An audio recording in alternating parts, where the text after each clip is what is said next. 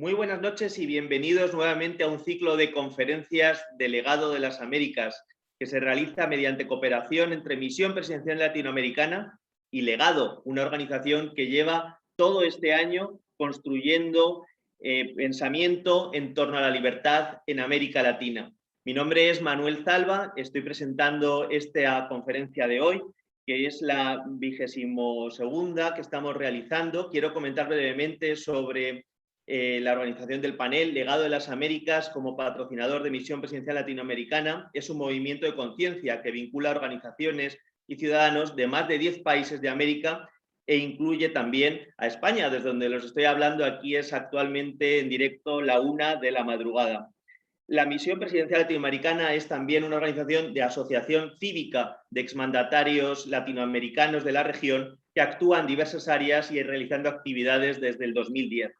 Desde diciembre de este año, aparte de las conferencias virtuales de Legado, hemos organizado en alianza con Misión Presidencial un proyecto muy destacado, un ciclo de conferencias con expresidentes, el que nos ha acompañado el expresidente del Uruguay, Luis Alberto Lacalle Herrera, Nicolás Arrito de Panamá, Carlos Mesa de Bolivia, Luis Guillermo Solís de Costa Rica y Jaime Paz Zamora de Bolivia, escuchando sus ideas, debatiendo con jóvenes, con personas de todo el aspecto social iberoamericano y sobre todo construyendo, como hablábamos desde el comienzo, democracia y consolidando nuestra región como una alianza. También tuvimos un programa muy especial con el expresidente Lacalle, con 7 líderes emergentes juveniles del continente hace escasas semanas. Quiero informar que de estos días desde Televisión de Miami estará realizando entrevistas con los presidentes Lacalle Herrera, Juan Carlos, Carlos Mesa, Miguel Ángel Rodríguez de Costa Rica sobre la declaración de Misión Presidencial Latinoamericana. Dichas entrevistas se podrán ver en el sitio oficial de Misión Presidencial en los próximos días. Queremos agradecer también a organizaciones involucradas en Misión Presidencial y en Legado en concreto, como son Global Peace Foundation, Red Iberoamérica Líder, de la que soy coordinador, Conferencia de Liderazgo del Uruguay, Fundación Esquípulas de Guatemala y Global Peace Women. Ahora queremos presentar nuestro panel de hoy y de la que estoy además honrado de poder presentar con panelistas y senadores de lujo de varios países de nuestro continente. Q-Buddies, América Latina, ¿a dónde nos dirigimos? Tantas cosas están pasando en las últimas semanas en Cuba, en Bolivia, en Ecuador, en Perú, que debemos reflexionar y pararnos a construir también desde el pensamiento. Parece que hay un terremoto que alcanza a todos los países sin importar si son democracias o dictaduras. Por eso tenemos hoy a distinguidos panelistas.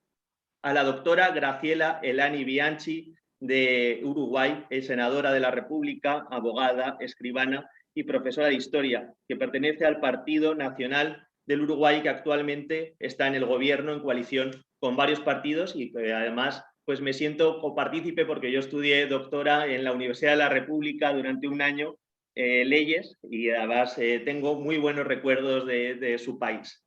En segundo término tendremos al senador Rodrigo Paz Pereira, quien pertenece al país de Bolivia, de la República Plurinacional de Bolivia, licenciado en Relaciones Internacionales, fue diputado, presidente del Consejo Municipal de la ciudad de Tarija y de la provincia de Cercado, alcalde también municipal. Actualmente senador por el Partido Comunidad Ciudadana, el principal partido opositor. También nos acompaña el senador Javier Chaguán, que es abogado de Chile, perteneciente al Partido de Renovación Nacional, que actualmente es su presidente. Desde el 2010 se ejerce como senador. Ha tenido una destacada actuación en el campo de movimientos gremiales universitarios, en el área social como promotor de la causa de niños con síndrome y en condición terminal, así como promover soluciones para familias necesitadas a conseguir vivienda digna. Por último, también de un país al que guardo mucho cariño, que no quería decir con los otros no, pero también Uruguay y Colombia son países que guardo desde el corazón, que es el doctor Simón Gaviria Muñoz, de Colombia, economista, tiene maestría en Administración Pública, de 2006 a 2014 desempeñó su cargo como representante de la Cámara por Bogotá, fue presidente de la Cámara de Representantes, fue director y jefe del Partido Liberal desde el 2011, desde el 11 de diciembre del 2011 hasta el 25 de agosto del 2014, ocupó también el cargo de director de planificación del gobierno de Juan Manuel Santos. El doctor Simón Gaviria también proviene de una familia con importante ascendencia política, siendo hijo del expresidente de Colombia y exsecretario general de la OEA, César Gaviria. Muchas gracias por acompañarnos, doctor Gaviria. Un placer a todos, de verdad, desde el corazón, en nombre del legado de Misión Presidencial. Tenemos un panel de lujo y me permiten pues, comenzar desde la persona que comencé a presentar desde el inicio, desde Uruguay. ¿Cómo está en Montevideo, doctora Graciela? Tenemos que activar su micrófono. Bueno, acá estamos gobernando en coalición, como tú muy bien decías. El presidente Luis Lacalle Pou es del Partido Nacional, es el líder del sector al que yo pertenezco, el sector Todos. Y bueno, nos ha tocado gobernar junto con partidos que tenemos identidades sobre todo históricas, con el Partido Colorado, que el Partido Nacional tenemos 184 años de historia, nacimos en la misma batalla, cuando se empezaron a usar las divisas, y después tenemos un partido nuevo, Cabildo Abierto, que lo lidera el general Manini Ríos, y el Partido Independiente y el Partido de la Gente. Bueno, estamos ante el desafío de la pandemia, que la hemos llevado bastante bien, o sea, estamos entre los países que tenemos mejor nivel de vacunación, pero ha sido un desafío muy grande porque asumimos el gobierno el 1 de marzo, el 13 de marzo tuvimos que decretar la emergencia sanitaria, después de 15 años de gobierno del Frente Amplio, o sea, de 15 años de gobierno de una coalición de izquierda que fue mutando a lo largo de los años. Yo soy fundadora de esa coalición en el año 71, después vino la dictadura y cuando salimos a la democracia cambió, digamos, la integración del Frente Amplio porque se le permitió el ingreso a los exguerrilleros o guerrilleros, Movimiento de Liberación Nacional Tupamaros, se les permitió el ingreso al Frente Amplio. Bueno, estaba el Partido Comunista ya, pero el Partido Comunista cambió también porque acá hubo una experiencia de una renovación del Partido Comunista que fracasó y quedó lo más ortodoxo. Bueno, y está el Partido Socialista Ortodoxo también, porque el moderado desapareció.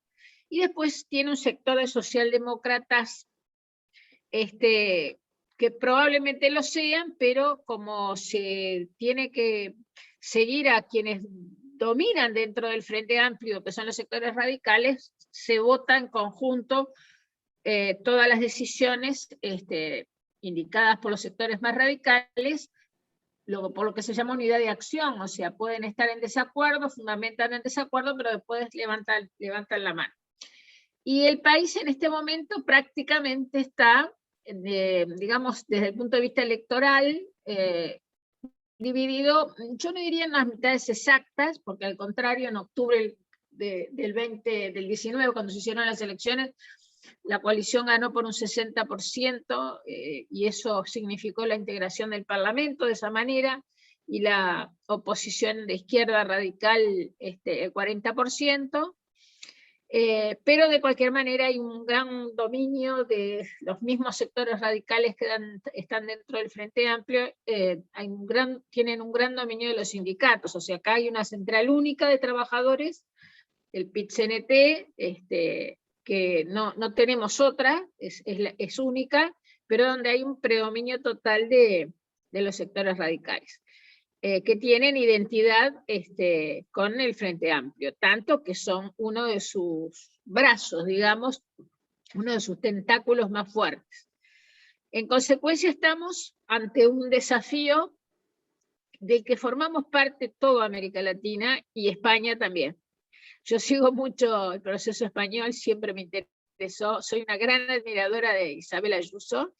Yo creo que ella en la Comunidad de Madrid ha demostrado que es posible detener el avance de estos sectores radicales que se han ido radicalizando cada vez más. En el Uruguay lo que perdieron por las armas lo ganaron por los votos, es así, y gobernar 15 años con mayorías absolutas le permitió ganar gran parte de la batalla cultural, que es ahora lo que nosotros nos queda revertir, además de los problemas económicos, que es apoderarse en definitiva de la educación, que ha perdido sus características fundamentales, que era la laicidad y además la calidad académica.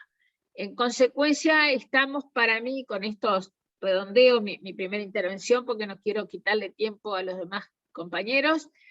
Yo, que en este momento soy la senadora más votada, de la lista más votada, del partido más votado, en esto en Uruguay, el sábado asumo como vicepresidente de la República por una vacancia temporal de la vicepresidenta por un viaje, o sea que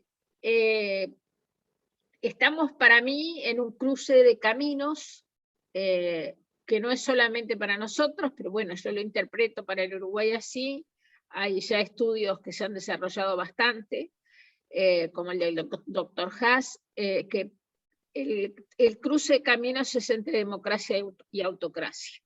Y en definitiva tenemos que profundizar esa opción para que los que estamos a favor de la democracia podamos llevar adelante el destino de nuestros países. Tan es así que yo personalmente no utilizo más ni izquierdas ni derechas como conceptualizaciones, y tampoco populismo, que es lo último que en definitiva nosotros sufrimos, y el Uruguay nunca había tenido populismo, y con el gobierno del Frente Amplio sí lo tuvo. Así que en definitiva, para mí, y con esto termino, el desafío y hacia dónde vamos es hacia posicionarnos en quienes estamos del lado de la democracia y quienes están del lado de las autocracias. Muchas gracias. Doctora Graciela Elena Bianchi, muchísimas gracias por estos toques iniciales. Ahora enseguida volvemos, pero nos vamos desde aquí, desde Montevideo, a Bogotá, si no me equivoco. Doctor Simón Gaviria, ¿cómo se encuentra? ¿Cómo están todos? Vengan acá yo. ¿Cómo les ha ido? Vengan acá, yo tengo unos temas logísticos. Y le falta iluminación, pero lo escuchamos muy bien. Tuve una caída de la conexión a internet.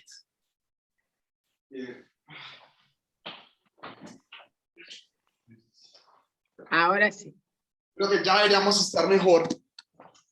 Ahora sí. Muchísimas gracias, doctor Simón Gaviria. Bueno, denos unos toques iniciales. ¿Cómo ve usted la situación? Bueno, Colombia está viviendo también un momento muy delicado que estamos viendo a nivel internacional y que también queremos conocer su opinión antes de entrar a lo que pueda ser el contexto de América Latina.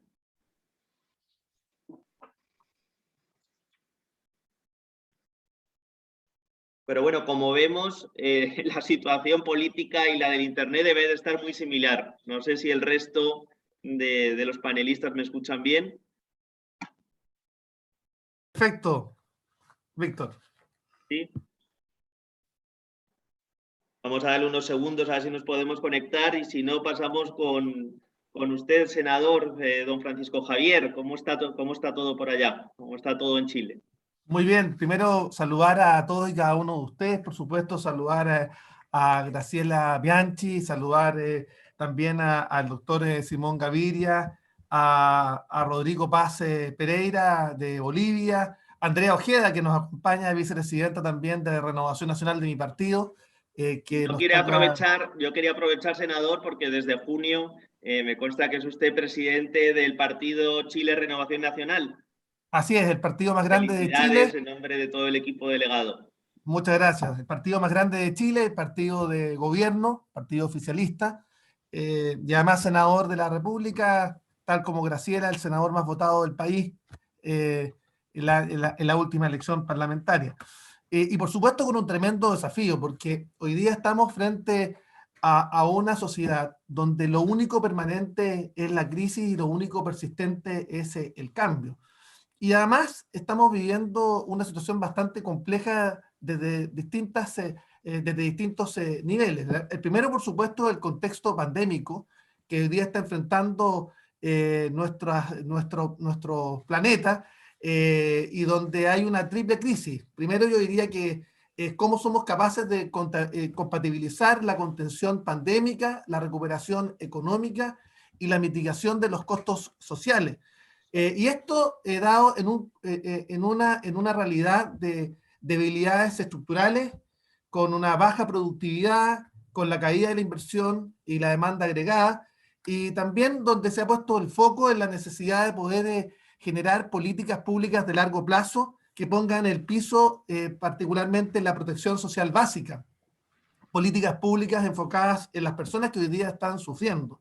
Y esto es muy importante puesto que tenemos que sostener niveles de demanda económicas mínimas que nos permitan efectivamente compatibilizar la contención epidemiológica sin condenar a una parte importante de la población de nuestra América Latina y a América del Sur a la pobreza extrema. Hemos visto cómo miles de ciudadanos de nuestra América han caído en situación de pobreza. Chile no es la excepción, aun cuando somos el país que ha logrado finalmente tener una fuerte inyección de porcentaje del PIB. Estamos llegando cerca del 30% del PIB en acciones de contención de la pandemia con ayudas económicas que han permitido efectivamente que tan solo haya crecido la pobreza en un 2%, que si uno lo analiza, acá no son números, son personas, son familias, y más allá de aquello, son realidades complejas de las cuales hay que hacerse cargo.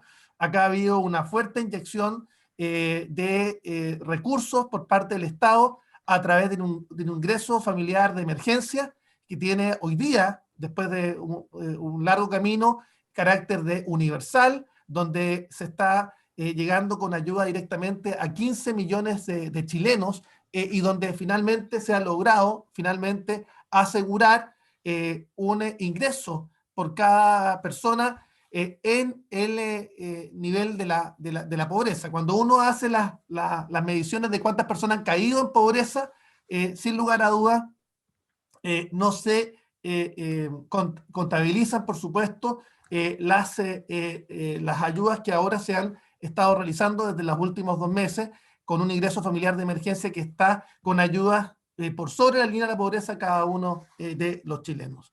Estamos hablando de una ayuda consistente y por otra parte no se consideran tampoco los retiros que se han aprobado excepcionalmente de los fondos previsionales. Han habido 3 retiros del 10% de los fondos previsionales cada uno de ellos, que han generado también una movilización también de la economía, que también es importante. Pero sin lugar a dudas también se ha generado una situación compleja desde el punto de vista de los emprendimientos, que dice relación con que las MIPYMES y las pymes, o sea, la pequeña y mediana empresa, se ha visto duramente afectada justamente por esta situación pandémica a nivel global y también afecta a nuestro país.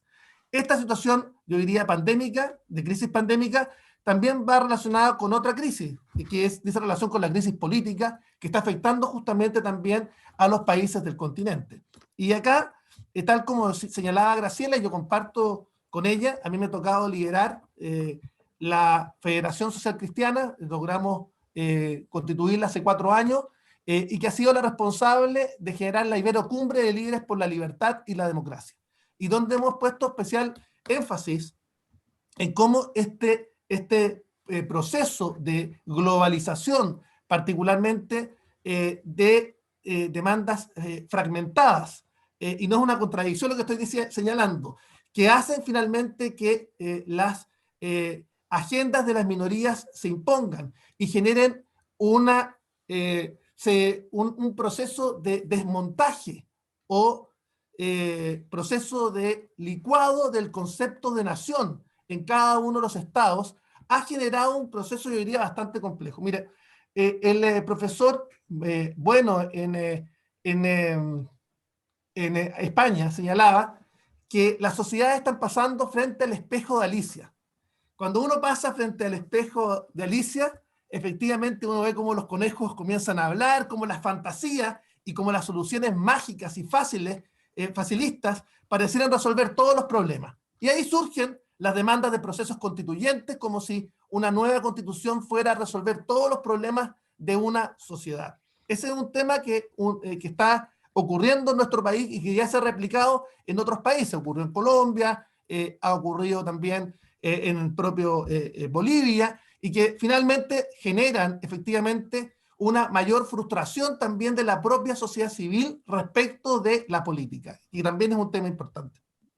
Entonces el cuestionamiento es cómo somos capaces nosotros, defendiendo las ideas de la libertad y la democracia, oponiéndonos a este tsunami de populismo que está generándose en toda América Latina, en poder defender efectivamente con fuerza los gobiernos democráticos frente a el intento de los populismos de imponer gobiernos autocráticos.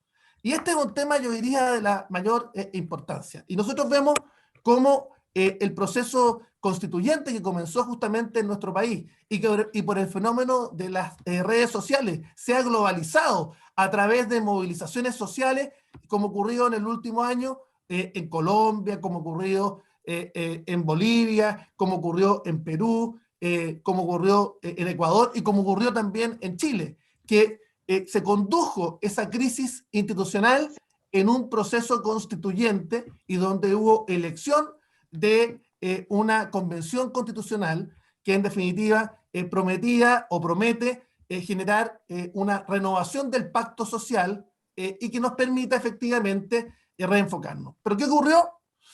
Hubo una atomización fundamentalmente de las fuerzas políticas de izquierda y provocaron efectivamente una sobrerepresentación de la izquierda más radical, y lo que ha producido fundamentalmente que ese proceso constituyente hoy día esté en ciernes, pero que esté siendo el motor de licuar el concepto de nación. Y esto es particularmente grave.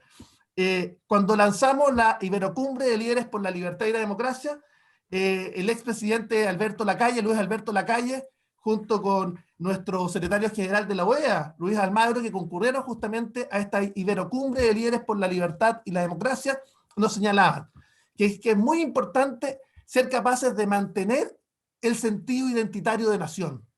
Eso es fundamental, porque nos permite tener una proyección de mediano y largo plazo respecto del proyecto colectivo, que genera además paz social, que genera la posibilidad de construir perspectiva respecto del país que soñamos colectivamente y donde nos permite generar, junto a un proceso descentralizador de los respectivos países, las posibilidades ciertas de el desarrollo del potencial de los territorios y generando la renovación de las confianzas. Entonces, yo diría que uno de los temas más relevantes en las sociedades de hoy dice relación en cómo recuperamos la confianza. Y recuperar las confianzas dice relación en cómo somos capaces, finalmente, de acercar las tomas de decisiones a las personas, cómo somos capaces de generar procesos de desconcentración y descentralización del poder político, económico y social en unos pocos o en zonas geográficas determinadas, y cómo somos capaces de generar nuevas gobernanzas regionales, nuevas gobernanzas locales, donde efectivamente los ciudadanos sean parte de los procesos deliberativos.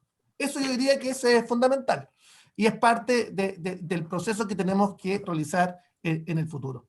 Y eso pasa fundamentalmente por no perder de vista que el concepto de nación es determinante para los efectos de generar sentido identitario.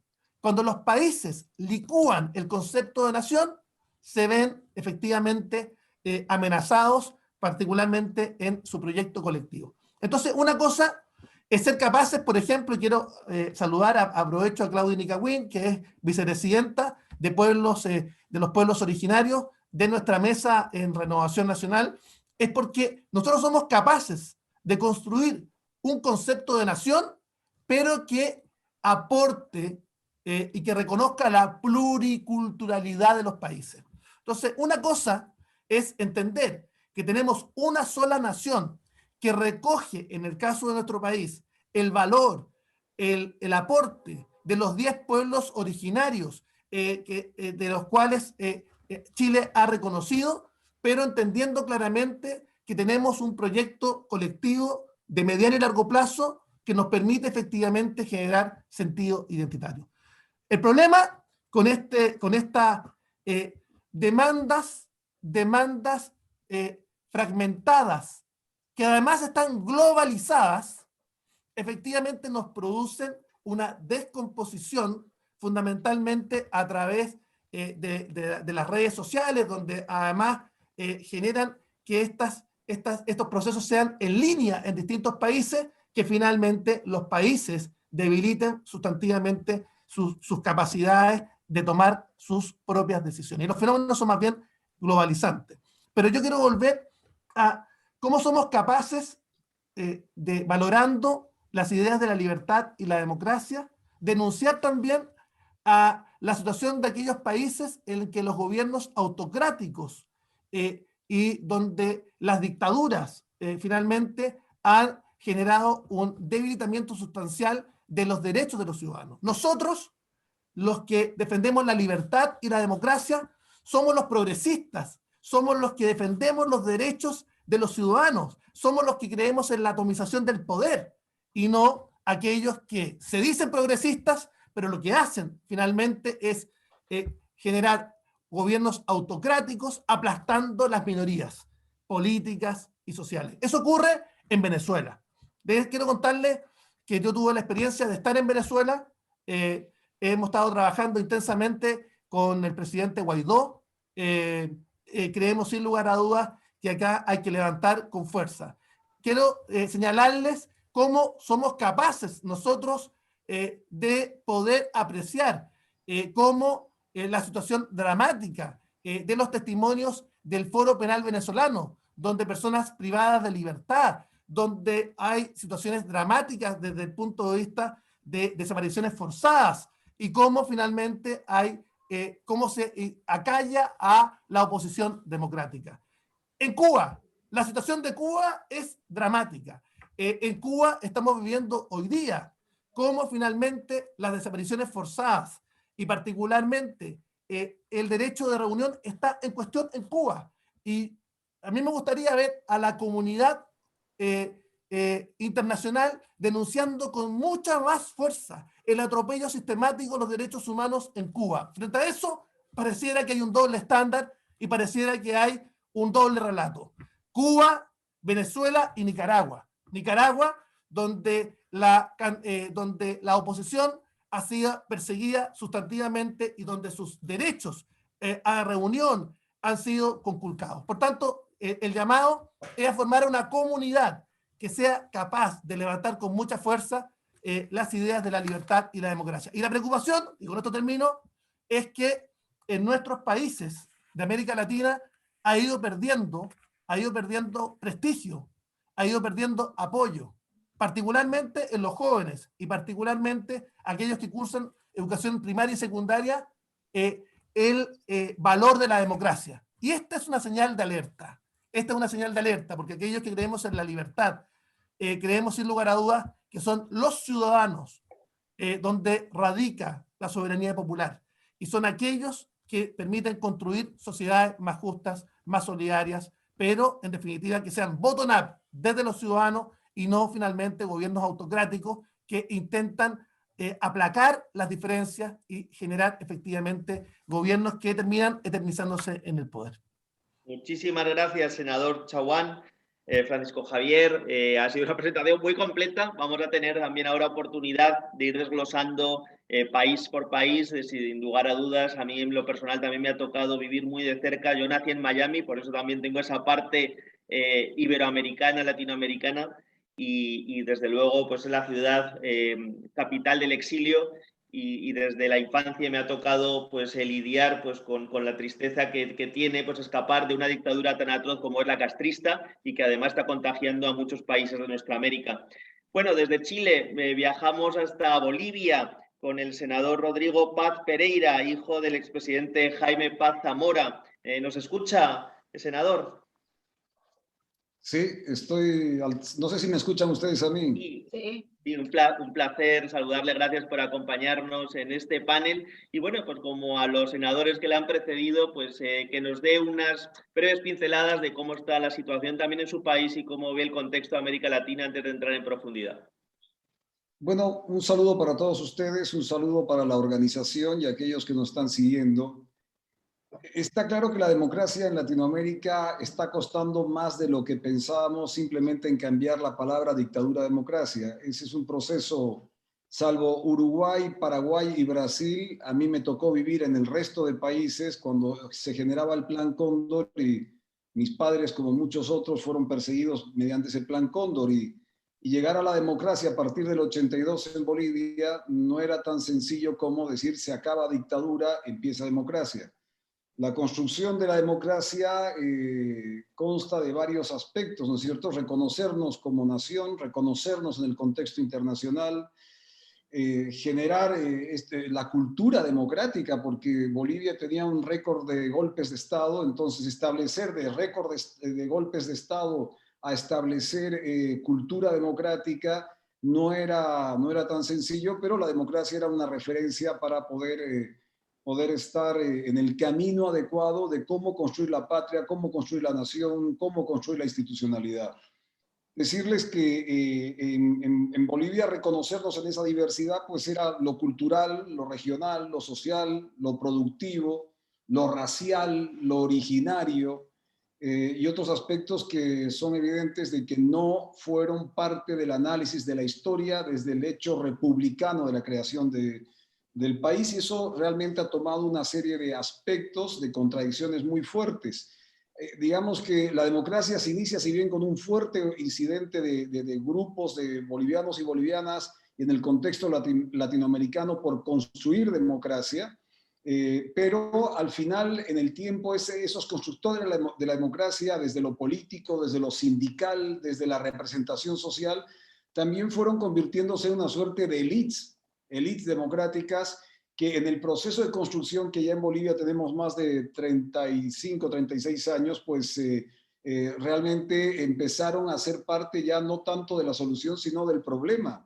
Y eso conlleva la democracia, el dinamismo de ir generando una reflexión constante para ver de qué manera vamos generando los cambios necesarios para la inclusión, para el desarrollo de los objetivos de un estado de bienestar que se requiere y del respeto, las libertades, y sobre todo centralmente el tema democrático, para decirles señales muy claras. En Bolivia no había una corte electoral, no teníamos corte electoral, no teníamos un tribunal constitucional, ¿no? El defensor del pueblo, eso fue un invento posterior, o sea que a partir del año 92 recién se hacen acuerdos para construir institucionalidad en el país. Entonces esto era realmente bastante complicado, no teníamos capacidad ni costumbre del ejercicio parlamentario.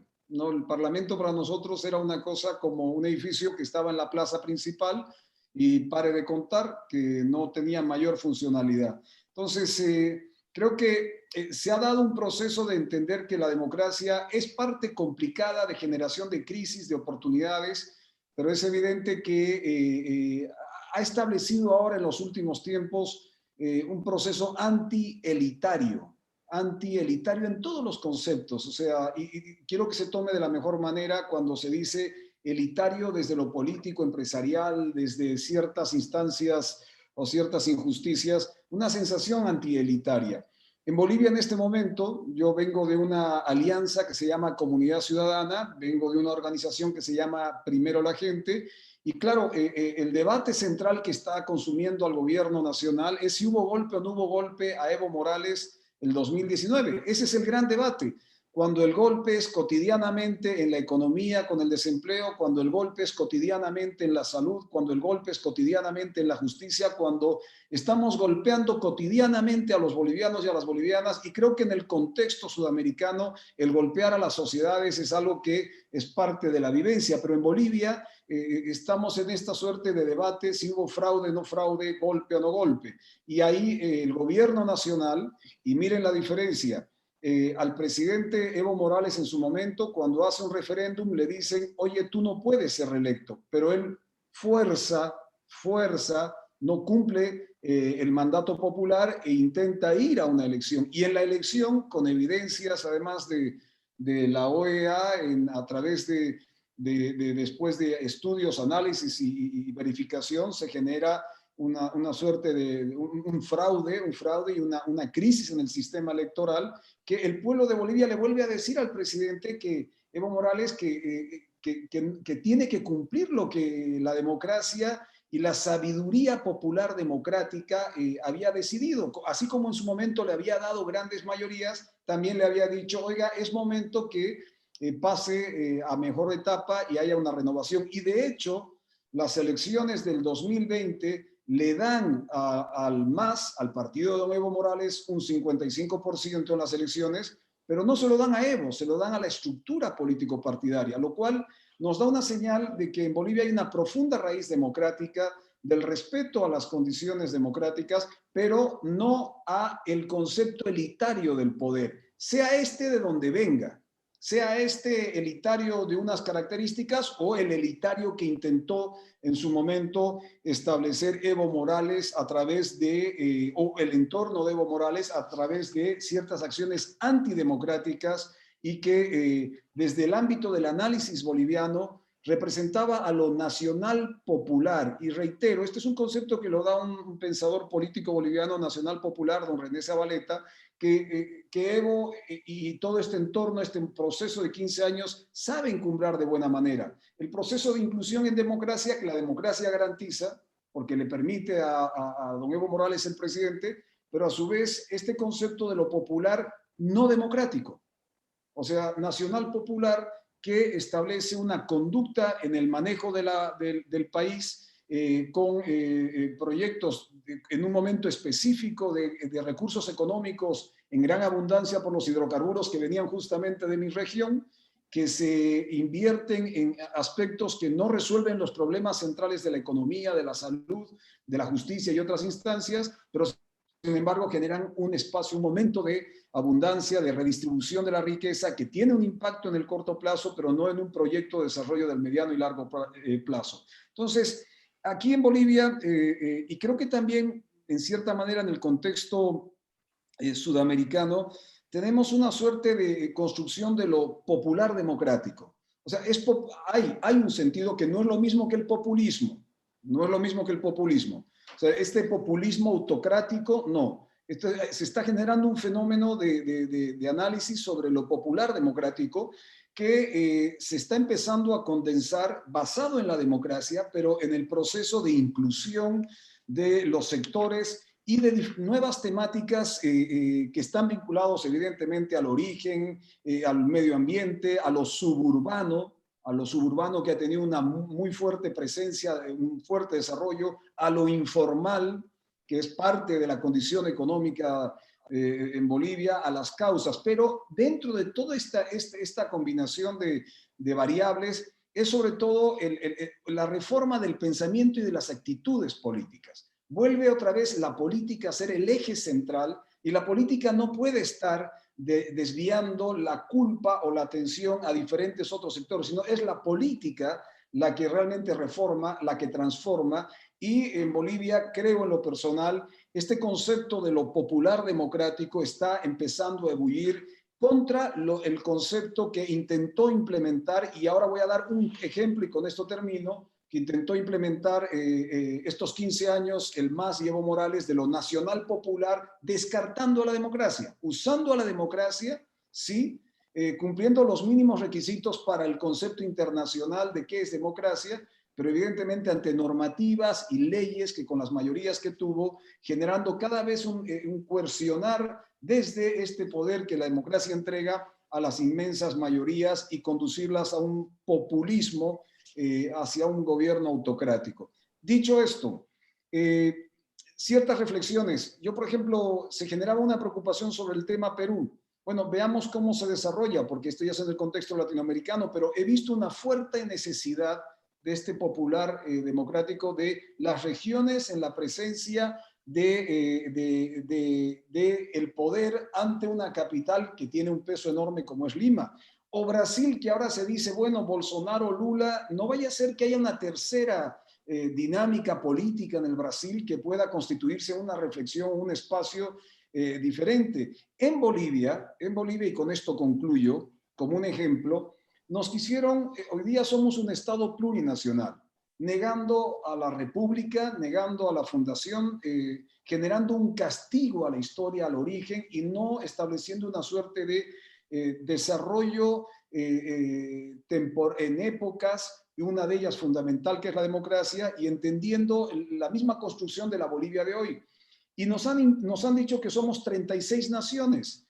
Han quitado en el último censo, el 2012, quitaron la palabra mestizo. Mestizo en Bolivia no existe. Y pusieron una serie de denominaciones de naciones en las cuales uno tenía que identificarse. Y por último, si no eras ninguna de esas naciones, 36 naciones, había la palabra que decía otros. Bueno, el próximo año va a haber un censo, porque la presión de las regiones ha generado un censo que por norma después va a establecer un pacto fiscal, un acuerdo del país, como el fisco, como una visión productiva, como una visión del país se vaya a generar. Y miren lo interesante que está aconteciendo. Nos han martillado en la cabeza que somos plurinacionales. Y era un pecado decir que antes Bolivia fue una república. Pero sin embargo, por ejemplo, la nación aymara, que comparte regiones, para dar un ejemplo, entre la ciudad de La Paz, el departamento de La Paz y el departamento de Oruro, el próximo año, cuando haya censo, seguirán siendo aymaras, pero va a haber una línea divisoria donde dice: tú eres aymara de Oruro y yo soy aymara de La Paz. O lo mismo la nación quechua, donde comparten con Cochabamba, que es un departamento, y con otro departamento que es Potosí, y entonces serán los quechuas de la línea que separa a Potosí y de la línea que separa y es el departamento de Cochabamba. O sea, retornamos al debate republicano de las regiones, porque eso va a significar, según los habitantes que tengas, el compromiso fiscal, la redistribución de lo que se genera, a qué nos dedicamos y cuáles son las nuevas perspectivas, pero desde la región republicana. O sea, no pueden vencer la historia.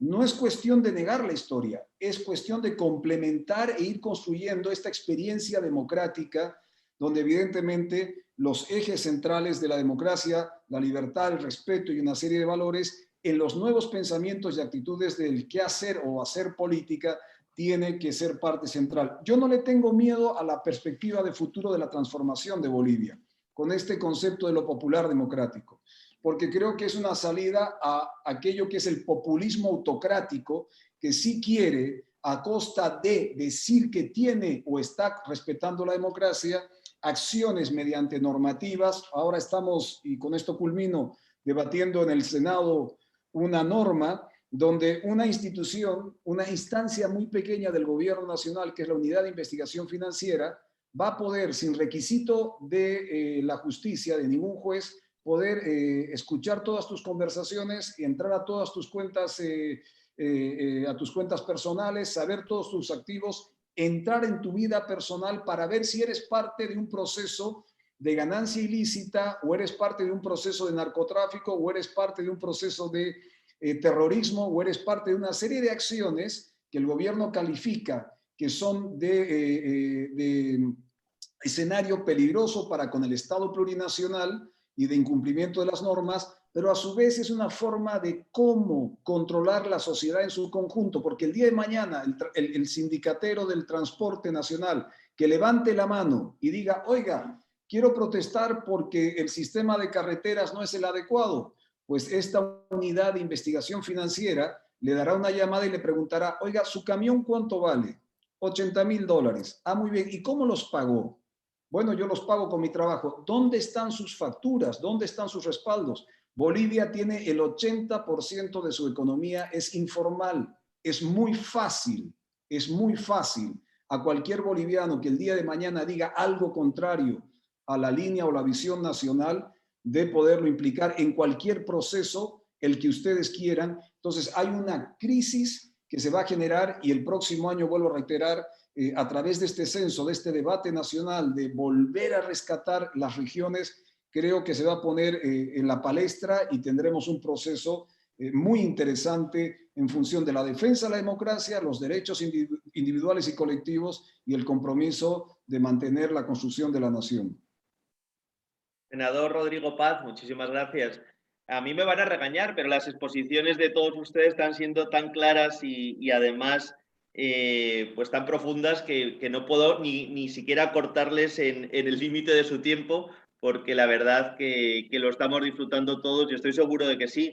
Volvemos a Bogotá. Creo que el ex senador, el doctor Simón Gaviria, que como decía anteriormente fue también presidente de la Cámara de Representantes e hijo de un presidente tan conocido como fue César Gaviria y también es secretario general de la Organización de Estados Americanos, nos está escuchando. ¿Cómo está la señal por allá en Bogotá? Creo que ya tenemos los temas resueltos. No sé si me están escuchando bien o no. Muy bien. Un saludo muy cordial a todos y un saludo muy cordial a la organización.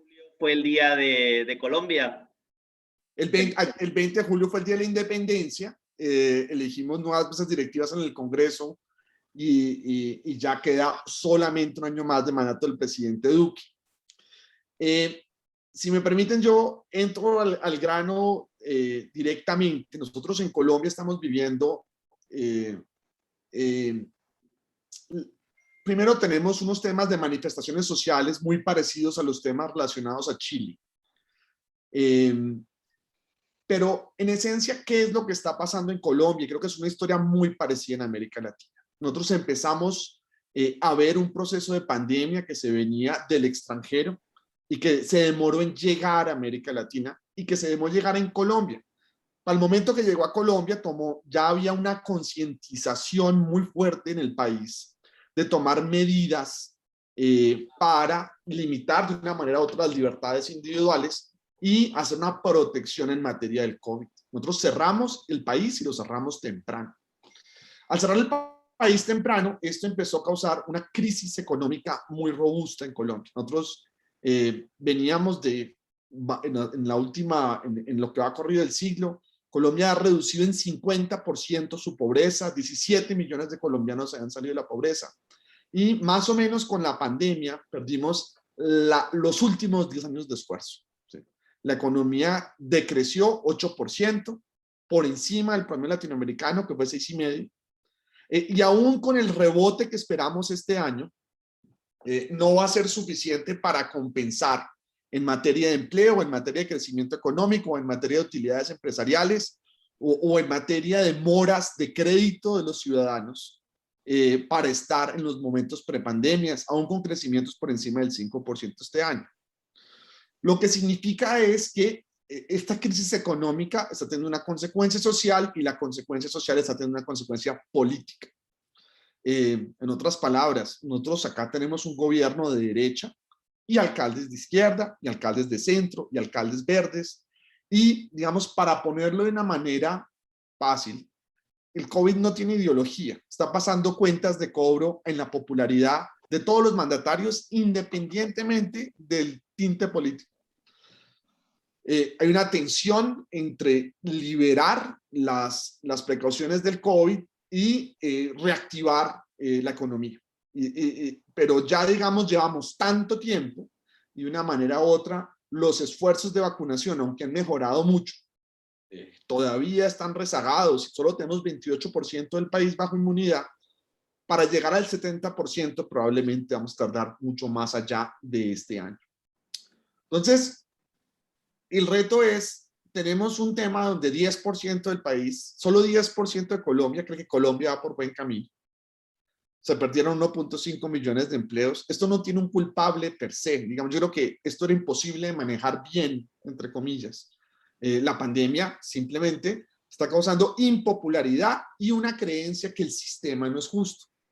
Y aunque hay argumentos claramente para decir que Colombia tiene muchas cosas para hacer mejor, y tiene muchas maneras más para ser incluyentes y crecer más y ser más segura, digamos, la narrativa antisistema, para ponerlo así, la narrativa de que hay que como despedazar, la narrativa anárquica, lo que acá conocemos como la primera línea, que es una narrativa ante todo, que todo está mal y que todo siempre ha sido malo y que hay que esa narrativa, digamos, está causando en Colombia dos temas que son ajenos a nuestra, digamos, a nuestra tradición política. Uno es un incremento del populismo especialmente fuerte.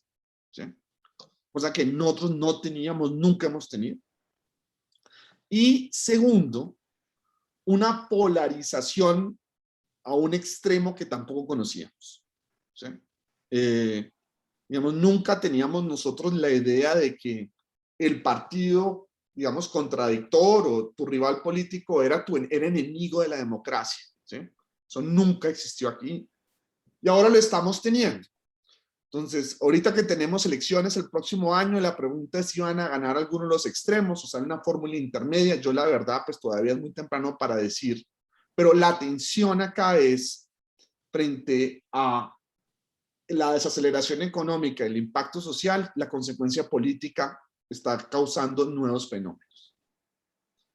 Ya viendo el tema latinoamericano y el tema de Colombia a largo plazo, digamos, asumiendo que retomamos nosotros, digamos, una etapa post-pandemia, las tensiones acá son de otra índole, son un tema de inclusión social, es, digamos, siempre porque en Estados Unidos ocurrió que el crecimiento de la clase media llevó a moderación en la conversación política y estabilidad social.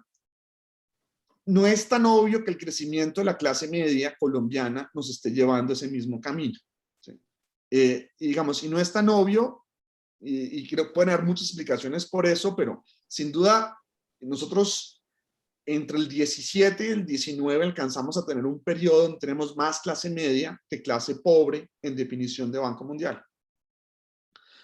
Y la reacción no fue más moderación, sino más hostilidad, más tensión, inclusive antes del COVID, más derechos, más exigencias, más salud, más educación, más democracia, más lucha ante la corrupción, digamos, y probablemente eso que estaba ocurriendo pre-COVID se va a asumir en la próxima década.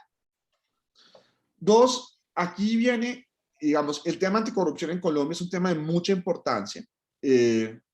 También hay un tema de inversión y estructuración de proyectos que viene, ¿sí? Nosotros históricamente, yo sé que cada país tiene una naturaleza diferente. Colombia, a través de los años y casi que de manera de todo su espectro político, tiene una relación buena con Estados Unidos. Washington, la tercera embajada más grande del mundo de Estados Unidos queda en Bogotá. Y tenemos tratados de libre comercio y una relación amigable con Estados Unidos. El reto que estamos viendo con la nueva administración, con Biden, con la cual Colombia también tiene una relación muy estrecha, es, digamos, no que no le pongan atención a América Latina, si nos ponen o no nos ponen atención, eso no es el problema, ¿sí? Digamos, Colombia sabe lo que tiene que hacer y lo va a sacar adelante. El tema es que la inversión de Estados Unidos no está llegando a Colombia, como la manera como esperamos. Mientras tanto, los chinos sí están llegando a Colombia, están haciendo el metro de Bogotá, están haciendo el tren de cercanías, vienen comprando un sinnúmero de activos en la región y empieza a haber una tensión, ¿sí?, frente a una presión para rechazar la inversión china por parte, digamos, de un aliado tradicional nuestro que es Estados Unidos, que ya se convirtió en nuestro segundo socio comercial, y la presión para mantener la relación especial que tenemos con Estados Unidos. Eso es ya China es, en 5 de los 9 países de Sudamérica, es el principal socio comercial. Viene tensión en materia de estructuración de proyectos, inversión requerida que se viene en materia de infraestructura y la presión que eso va a crear sobre los sistemas del país. Pero sin duda, los retos que tenemos nosotros son precisamente retos grandes en esa materia y generan tensiones además para que esas adjudicaciones sean limpias y transparentes.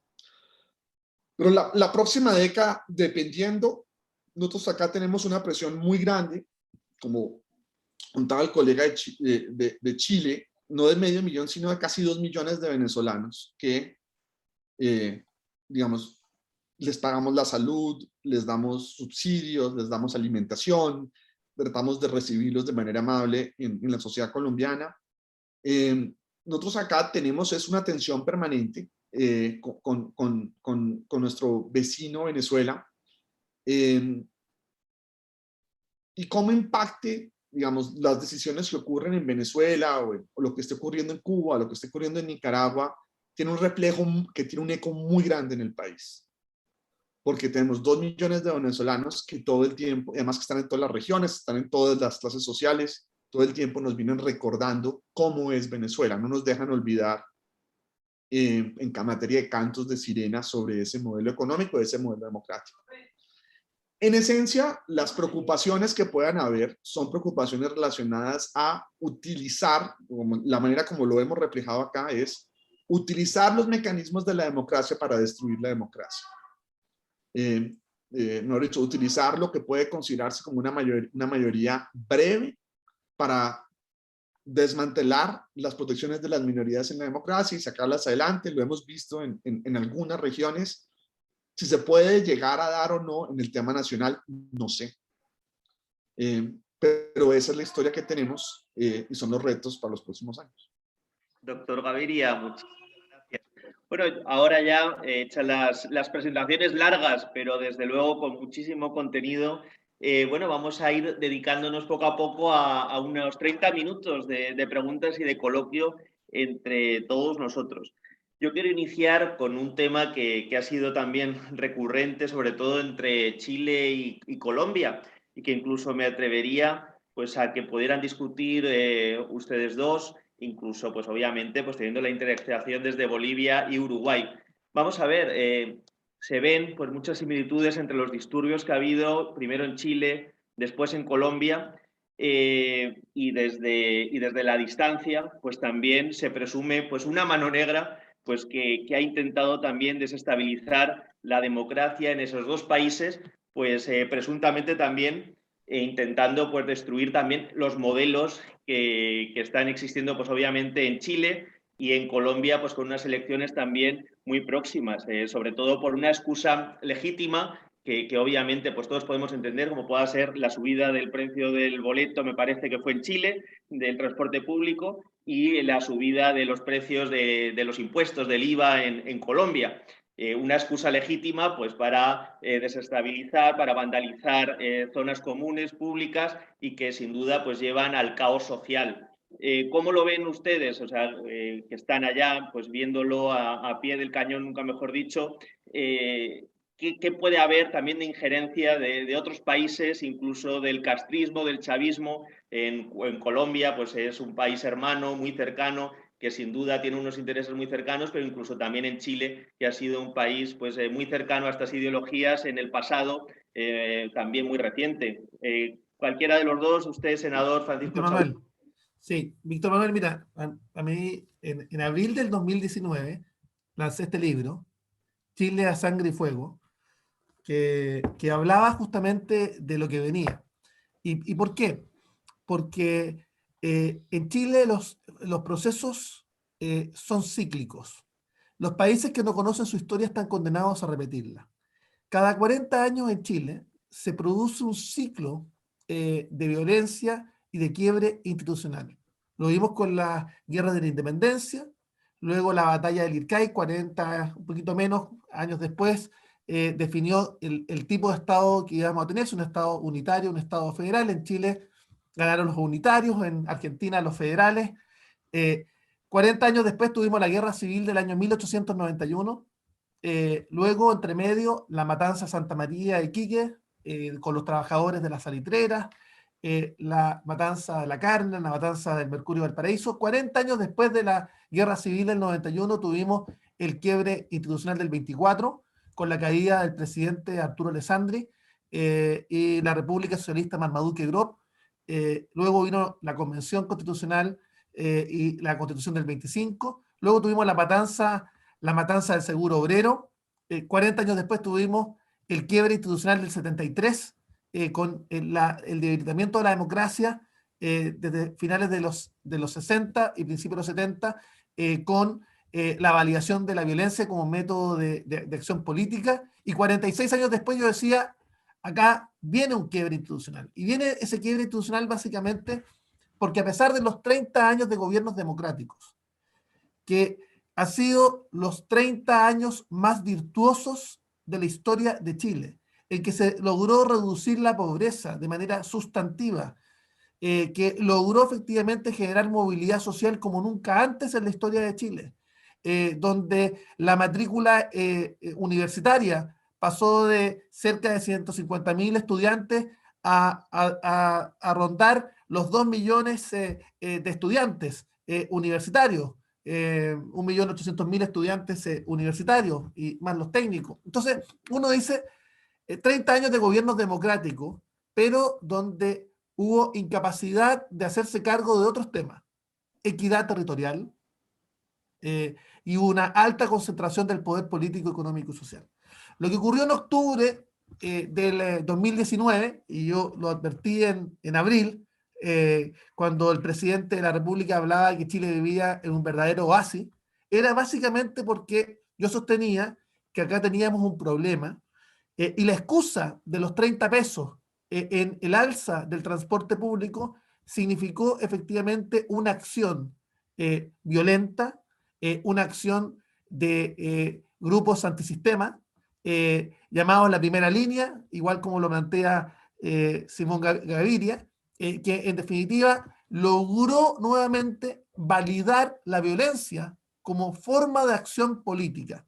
Y lo vemos en distintos lugares de nuestro país, donde efectivamente hay un debilitamiento del Estado de Derecho, y también esto está dado por un tema, yo diría, más complejo, que también tocó Graciela Bianchi en su exposición, la pérdida de la batalla cultural, donde finalmente esta generación es similar a la de finales del 68, o sea, finales de los 60, principios de los 70, que creen que la democracia es un dato, que el progreso y el desarrollo económico que tenemos hasta ahora es un dato, que es un elemento sine qua non. No, la democracia hay que cuidarla. Las condiciones de generar oportunidades para el emprendimiento y la capacidad de movilizar la economía, tenemos que cuidarla.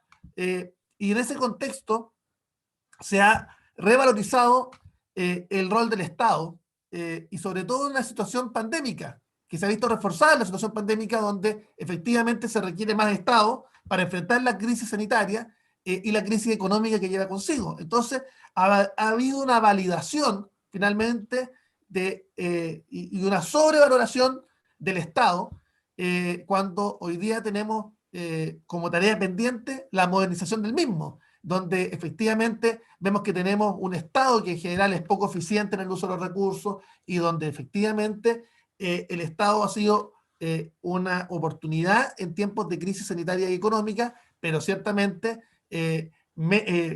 más Estado como condición sine qua non no es sinónimo de mayor progreso, y eso lo sabemos nosotros, que creemos sin lugar a dudas que el valor y la capacidad de movilizar las sociedades depende finalmente de las personas que viven en comunidad. Entonces, dicho eso, claramente, Víctor, Manuel, vimos este proceso de violencia desatada que ha venido de alguna manera fortalecido, puesto que un presidente también democrático como Eduardo Frei Ruiz-Tagle eliminó la educación cívica de los colegios, del currículum. El segundo gobierno de Bachelet estableció una modificación curricular, donde también hubo una disminución de las horas de historia. Los países que no conocen su historia están condenados a repetirla, y de alguna manera esta nueva generación está profundamente ideologizada, y ha sido también parte del proceso que hemos visto en términos del cambio del signo político, por ejemplo, en las elecciones municipales últimamente. Entonces, este proceso es global. Entonces, no es casualidad que este proceso, con esto termino, se haya dado en Chile y casi simultáneamente en Colombia.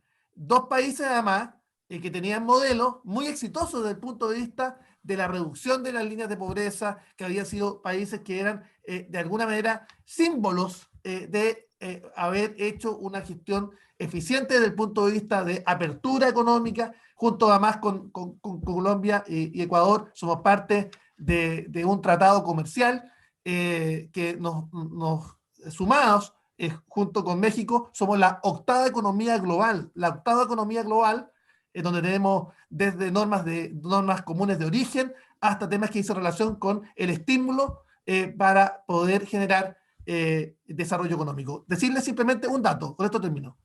Chile es el país más abierto del mundo. tiene 29 tratados de libre comercio, con el 80% del PIB, que incorpora el 80% de la población mundial. Entonces, frente a esa situación, Chile, por supuesto, fue presa de esta situación compleja que vivimos en octubre y, como señalé, la advertimos en abril del mismo año. Senador, muchísimas gracias. Yo sé que son temas muy densos y muy difíciles de consolidar en pocos minutos, pero bueno, les voy a pedir brevedad porque el tiempo pues, nos apremia y nos hemos comprometido con todos ustedes pues, a no pasar de la hora y 20 minutos. No sé, ex senador, y bueno, senador, porque al final eso pues, se lleva para toda la vida, Gaviria, si quiere dar unas pinceladas muy breves, pero yo sí quiero incidir en una palabra que usted ha mencionado antes, que era antisistema. Y en realidad son esos núcleos antisistemas lo que encienden toda la llama de lo que está sucediendo y quién es quien enciende esa llama y quién organiza esos núcleos antisistema que los entrenan para realmente pues, vandalizar estas ciudades. Y yo creo que la narrativa de Chile y la narrativa de Colombia son parecidas, ¿no? Digamos, son parecidas, además, de acuerdo, los nombres que se usaron en Colombia, el estallido social, la primera línea, eran los simbolismos de Casa de Papel, todo venía casi calcado de lo que ha ocurrido unos meses en Chile.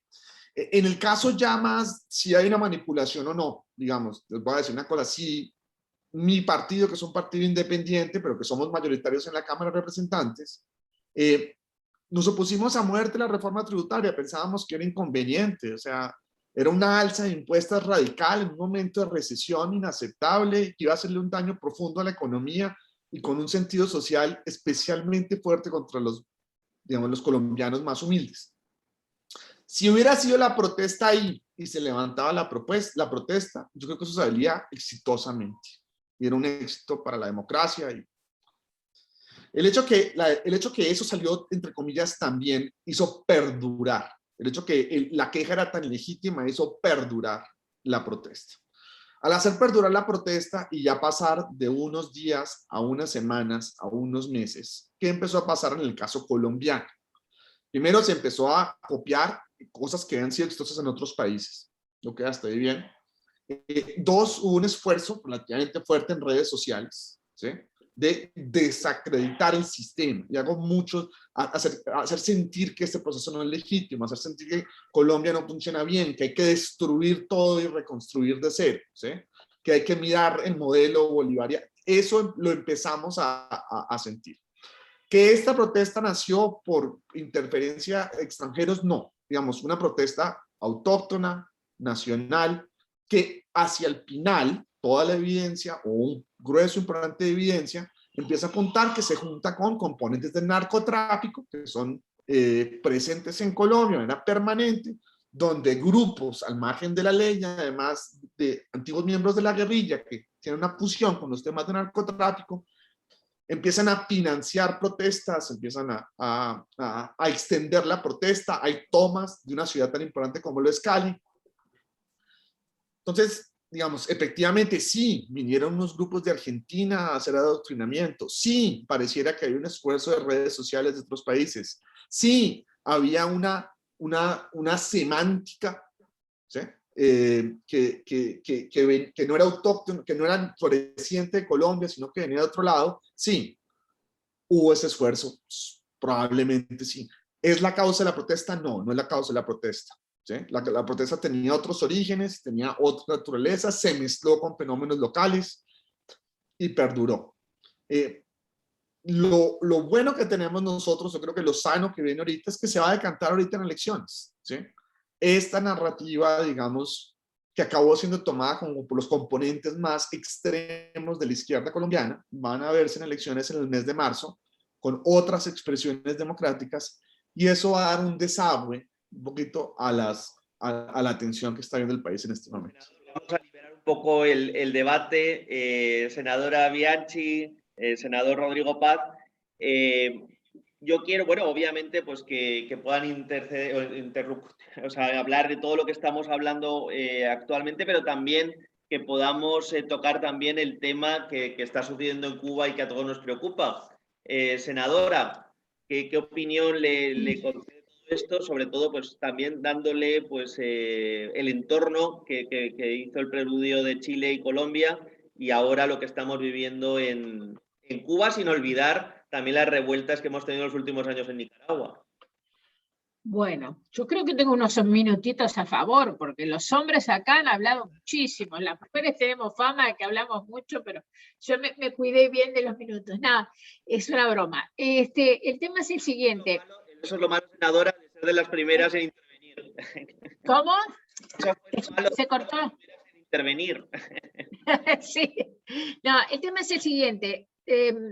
A ver, no crean que porque en Uruguay no hubo revueltas como en Chile, problemas violentos y de antisistema, en Uruguay tiene otras características, porque bueno, somos un país distinto, ni mejor ni peor, pero somos distintos.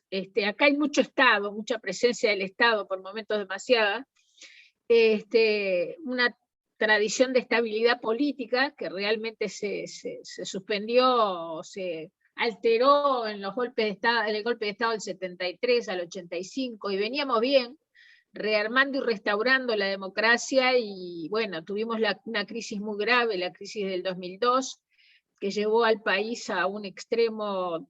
Fue una crisis financiera originada en Argentina, pero que provocó realmente un costo económico y social enorme, y ahí se produjo, se les facilitó por la crisis el advenimiento de esa coalición de izquierda del Frente Amplio, que cuando llegan al gobierno ya estaba el país ya estaba en crecimiento, y además le tocaron, por esas pocas casualidades que se dan en la historia, porque para mí hay causalidades, pero bueno, ahí fue una casualidad que le tocó en definitiva, que ya nos estábamos recuperando de esa crisis financiera, y vivimos casi 15 años de un periodo de bonanza económico por los precios de los commodities, con lo cual consolidó a una fuerza de izquierda que no hubiera permanecido mucho o demasiado tiempo en el poder, si no hubiera sido porque la gente identificó lo que estaban diciendo los colegas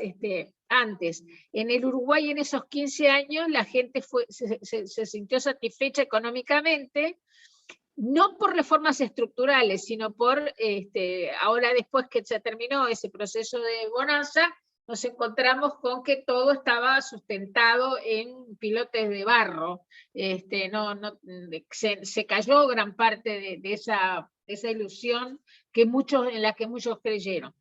Y en Uruguay, al haber perdido en las elecciones la ultraizquierda, porque es prácticamente toda la oposición, lo que se produjo fue un estado de shock en la izquierda, que encuentra en el poder, buscando el poder por sí mismo, su razón de ser.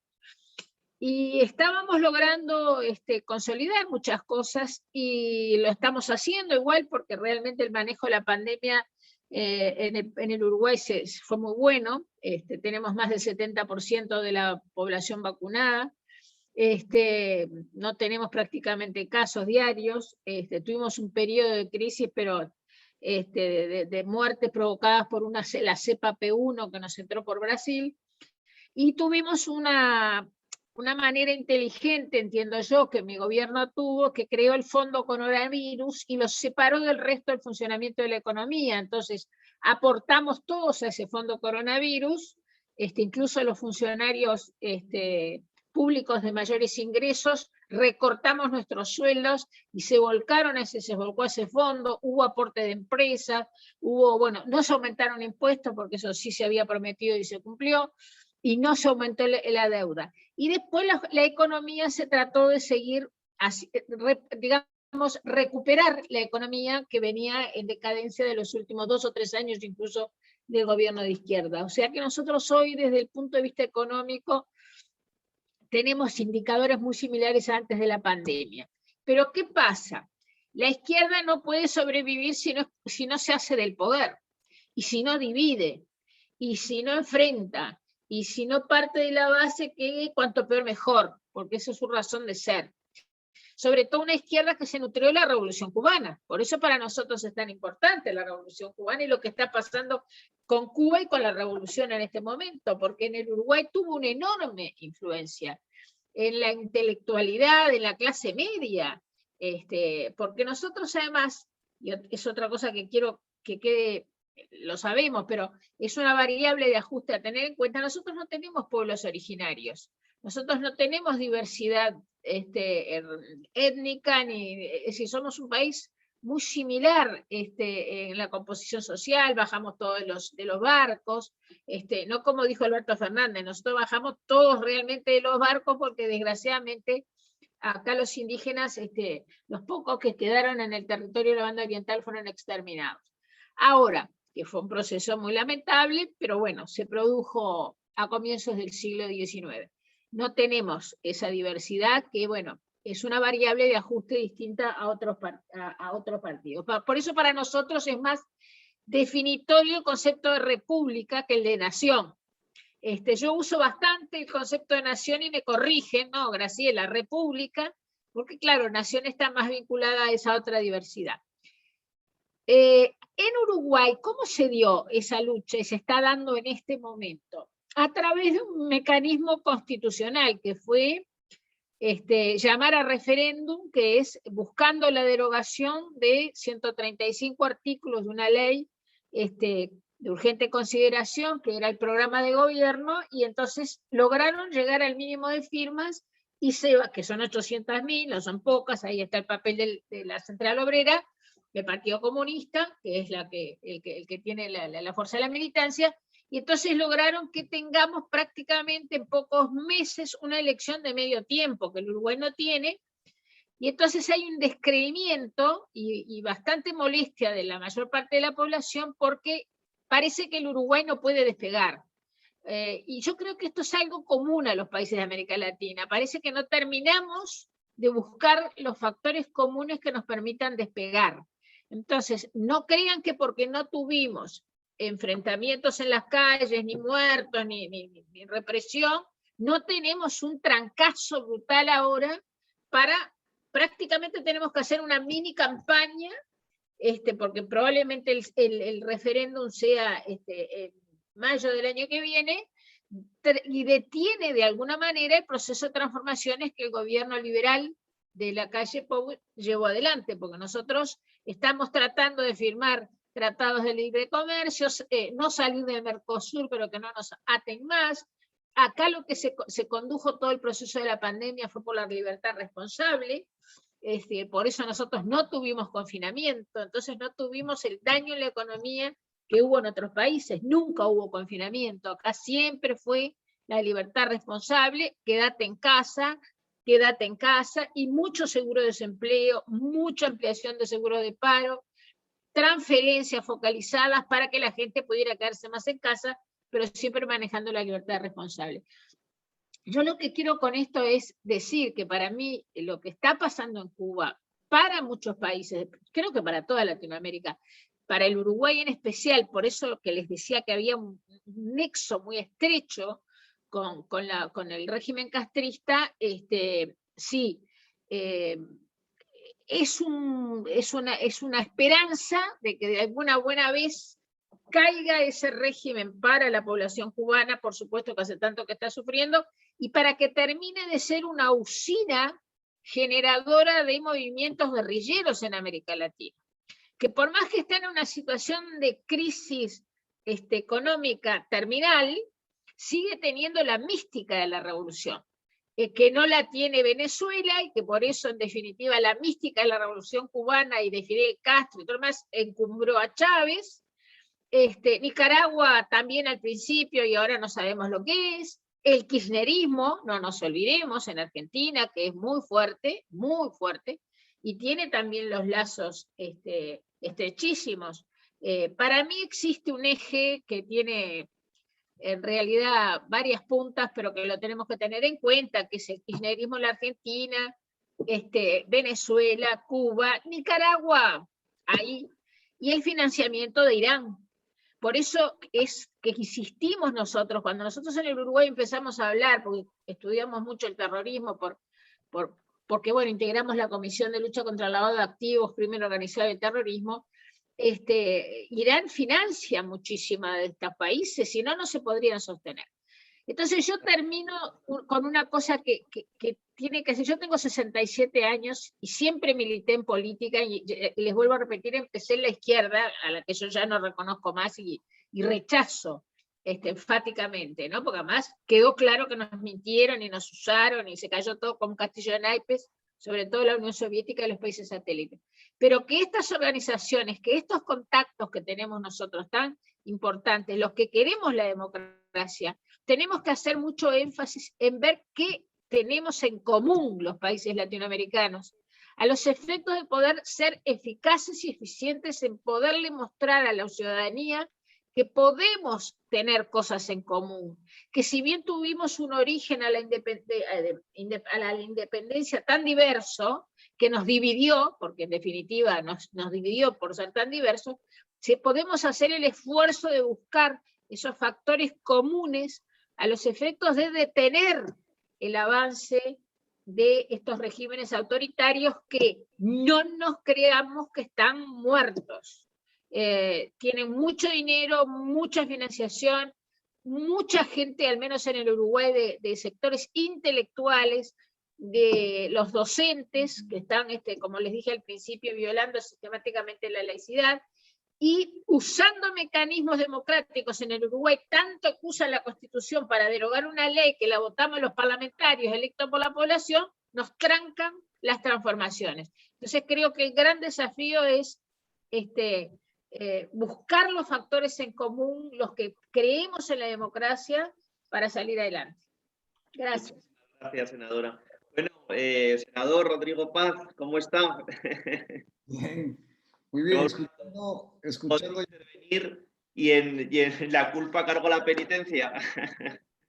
Rápidamente, yo quisiera, a modo de reflexión de la gente que está con nosotros y agradecer a la invitación, es de que, miren, una de las crisis que tuvo Evo Morales, que tenía una relación con la gran mayoría del pueblo boliviano en democracia, es que cuando el pueblo sintió que ya no era parte del futuro, de ese futuro de Evo y de su partido, o sea que Evo y el partido no representaban el futuro del pueblo, el pueblo accionó su derecho a parar el proceso.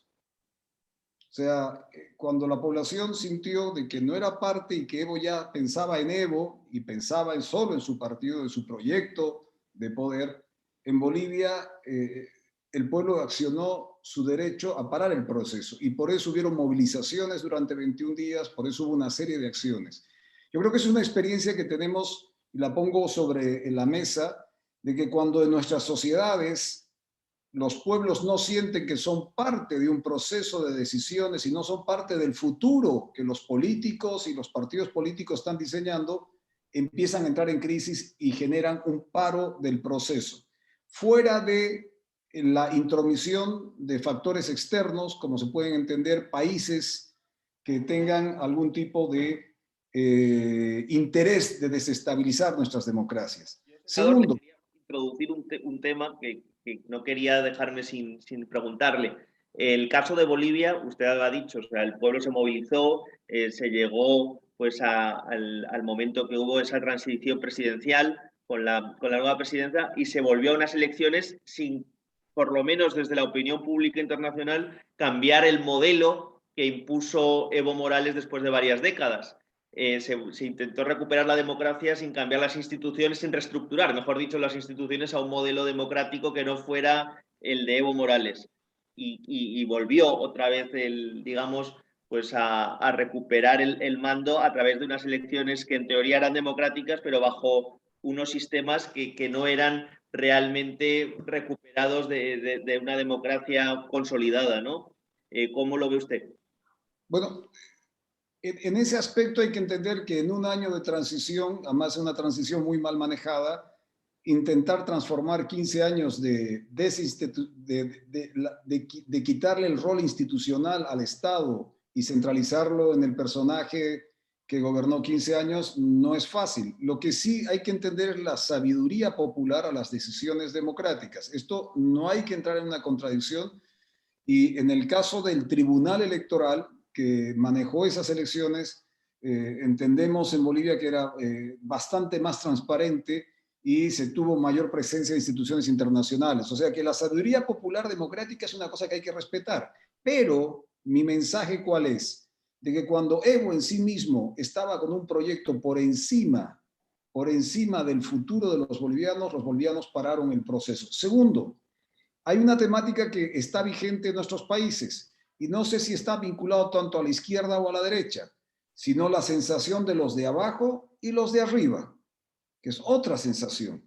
Los de abajo, que se entienden hoy día en las movilizaciones o en el contexto tanto boliviano como otros, porque sigue la movilización en Bolivia, no crean que aquí esto es un vaso de leche. No, no, no, no. Aquí se está movilizando la ciudadanía y está buscando cómo encauzar algo que tenemos que entender es la construcción de esta comunidad política ciudadana, porque hemos tenido 15 años de destrucción de instituciones y de partidos políticos para generar el liderazgo único, para generar el partido único, para generar una sola institucionalidad del Estado con un partido. El partido-Estado lo era todo. Pero Bolivia está intentando y sigue con una sabiduría popular construyendo este concepto de comunidad política ciudadana. Pero los de abajo, miren, yo no sé si hay algo similar con ustedes, pero en Bolivia, y estoy seguro que en otras naciones, en Colombia, en Chile o en Perú o en otros, por ejemplo, los de abajo, la juventud, el feminismo, los medioambientalistas, hasta los anarquistas, indigenistas, el género, hasta los anticomunistas, porque miren, los de abajo en Cuba están reclamando a sus élites este tope, esta crisis absoluta de que hay una élite coronada en Cuba que no permite ya una transformación, ni libertades, ni una serie de cosas, y los de abajo empiezan a decir, oiga, a mí me hablan de revolución, me hablan de una serie de cosas, pero ¿dónde? ¿Cómo se materializa eso? Y llevamos tantos años que al final del camino no estamos consiguiendo concretar una serie de aspectos. Entonces, este concepto de los de abajo, los de arriba, yo creo que los que estamos y queremos ser responsables de la política, primero tenemos que hacer un autoanálisis, no una flagelación. Si somos nosotros un bien necesario para la construcción política y democrática de nuestras naciones. No todo ya se ha cerrado un ciclo. Yo vengo de hijos, y no es por hacer una controversia con Francisco Chaguán, yo vengo de hijos del 68, pero del 68 democrático, que lucharon con una visión democrática de la construcción democrática de Latinoamérica contra el Plan Cóndor en nuestros países. Entonces, soy hijo de esos padres, soy hijo de esos padres del 68. Entonces, yo creo que podemos ir constituyendo, y estos encuentros yo agradezco mucho, es cómo generamos este comportamiento de esta comunidad política ciudadana latinoamericana que tiene a la democracia como un eje central, fundamental, pero también cómo vamos entendiendo la interpretación de esa ciudadanía que cuando siente que no es interpretada, cuando siente que no está siendo considerada para los procesos y empieza a generar una serie de crisis. Creo que hay que tener una capacidad de renovación, de innovación, de transformación para entender lo que está pasando en nuestros países, no tener miedo, no tenerle miedo al futuro, sino más bien encararlo e intentar transformar esta suerte de lo popular democrático que se está encaminando en nuestros países. Gracias. Senador Paz, muchísimas gracias. Bueno, antes de despedirnos y de agradecerles a todos, les voy a pedir, y este sí que lo voy a cronometrar porque si no me despiden, y eso que no cobro, un minuto a cada uno de ustedes, pues para que nos expongan cómo ven los próximos 4 años de su país y de nuestra América. Senador, don Francisco Javier Chaguán, tiene la palabra. Bueno, yo veo esperanzador.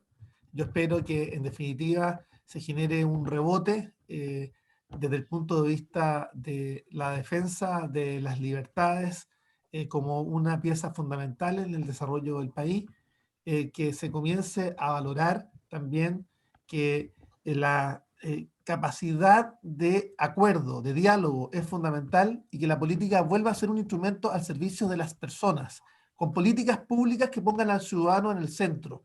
Y yo espero efectivamente que acá tengamos la capacidad de ponernos de acuerdo y de no farrearnos 30 años de desarrollo del país, que tiene que, por supuesto, profundizar en mayores grados de